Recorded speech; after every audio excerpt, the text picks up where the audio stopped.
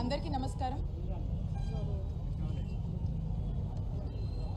4వ తారీఖు మా నాయకుడు జగన్మోహన్ రెడ్డి గారు పల్నాడు జిల్లా సత్తెనపల్లి నియోజకవర్గం రెంటపల్లె గ్రామానికి నాగమల్లేశ్వరరావు చనిపోయి మరి సంవత్సరం అయింది. ఆ కుటుంబాన్ని పరామర్శిద్దామని చెప్పేసి, ఆ కుటుంబానికి భరోసానిద్దామని చెప్పి మరి రెంటపాలకి మా నాయకుడు జగన్మోహన్ రెడ్డి గారు పర్యటించడం జరిగింది. ఆ పర్యటనకు మేమంతా జన సమీకరణ చేశామని, దానికి మాకు నోటీసులు ఇచ్చి విచారణకు హాజరవ్వాలని చెప్పి సత్తెనపల్లి టౌన్ స్టేషన్ నుంచి అలాగే రూరల్ స్టేషన్ నుంచి నాకు మొన్న నోటీసులు సర్వ్ చేయడం జరిగింది. ఆ విచారణకు మరి ఈరోజు నేను ఇక్కడ హాజరు కావడం జరిగింది. రాంబాబు గారు కూడా ఇక్కడ రావటం జరిగింది. మరి ఈరోజు ఆ విచారణకు సంబంధించి మీరు జగన్మోహన్ రెడ్డి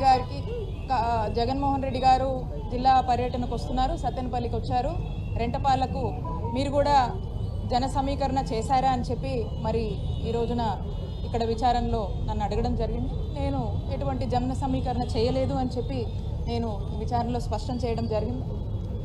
అలాగే ఇక్కడ మీరేమన్నా ఏర్పాట్లకు సంబంధించి డీజేలు అవి ఏమన్నా ఏర్పాటు చేశారు మీరు అని చెప్పేసి దాంట్లో వాళ్ళు అడగడం జరిగింది. ఇవన్నీ నేను ఏమి ఏర్పాటు చేయలేదండి. నేను ఈ కార్యక్రమానికి మా నాయకుడు జగన్మోహన్ రెడ్డి గారితో పాటు కారులో వారితో ప్రయాణం చేసి మరి తాడేపల్లి నుంచి రెంటపాల వరకు కూడా మా నాయకుడు జగన్మోహన్ రెడ్డి గారి కారులోనే ప్రయాణం చేయడం జరిగింది. ఆ విషయం మీకు కూడా తెలుసు. దానికి కూడా మా మీద కేసు నమోదు చేశారు. ఆ విషయంలో కూడా ఈ ప్రశ్నలన్నీ అడగడము, వాటికి నేను సమాధానం ఇవ్వడం జరిగింది. అయితే ఒకటి మనం గ్రహించాల్సినటువంటి అవసరం ఉంది. మా నాయకుడు జగన్మోహన్ రెడ్డి గారు జిల్లాకి వస్తున్నారంటే, ఆ నియోజకవర్గానికి ఎక్కడికైతే ఏ గ్రామానికైతే వస్తున్నారో ఆ విషయం తెలిస్తే చాలు. జనానికి ఏం మనం ప్రత్యేకించి మనం ఏమీ పిలవాల్సినటువంటి అవసరం లేదు. జగన్మోహన్ రెడ్డి గారు అంటేనే జనం అండి. జనం గుండెల్లో జగన్మోహన్ రెడ్డి గారు నిండా ఉన్నారు.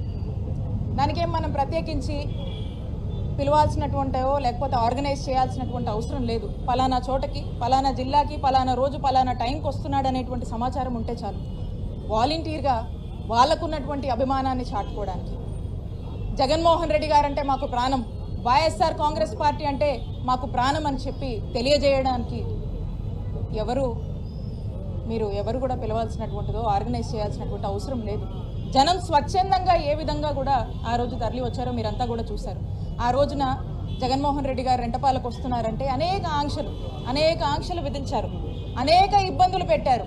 ఎందుకో మరి జగన్మోహన్ రెడ్డి గారు పల్నాడు జిల్లా వస్తున్నారంటే మరి పల్నాడు జిల్లా మొత్తం కదలొస్తుంది అని మరి ఈ కూటమి ప్రభుత్వానికి, మరి చంద్రబాబు నాయుడు గారికి ఏం భయం పట్టుకుందో తెలియదు. కానీ పోలీసులను పూర్తి స్థాయిలో కూడా ఉపయోగించి ఎక్కడికక్కడ ఈ కార్యక్రమాన్ని అడ్డుకునేటువంటి ప్రయత్నాలు, బారికేడ్లు పెట్టి జనాన్ని రానియకుండా ఒక ఆందోళన పరిస్థితులు, ఏదో ఎమర్జెన్సీ ఉన్నట్టుగా మరి ఈ ప్రాంతాన్ని, ఇక్కడున్నటువంటి సత్తెనపల్లికి ఉన్నటువంటి అన్ని దారుల్ని కూడా మరి బారికేడ్లతో ఏ విధంగా కట్టుదిట్టం చేశారో, ఏ విధంగా పోలీసులని బలగాల్ని దింపి కొన్ని వందల మంది పోలీసుల్ని డిప్లాయ్ చేసి మరి ఆ కార్యక్రమాన్ని అడ్డుకునేటువంటి ప్రయత్నాలు చేశారో మనమంతా కూడా చూసాం.